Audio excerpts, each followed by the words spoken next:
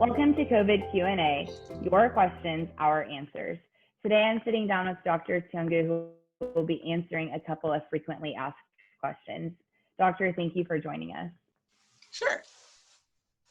The question that we have for you today is if two people encounter each other, both wearing masks, and later one tests positive for COVID-19, should the other person who is also wearing a mask be tested for the virus? So this is actually a really good question.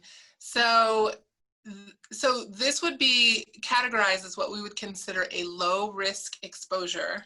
And then in order to understand whether the other person really needs to be tested or not, we need to know for how long the two people were in contact with each other. Were they indoors or outdoors?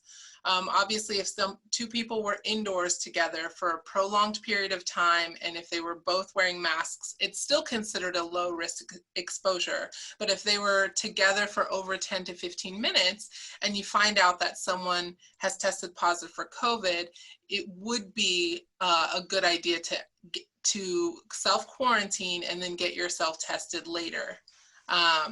And so later means at least 48 to 72 hours after that exposure. The other thing a person can do in that low risk type of setting is self-quarantine, continue to wear a mask if they have to go outdoors, and then monitor for symptoms. Great. Thank you so much for your insight and for your time.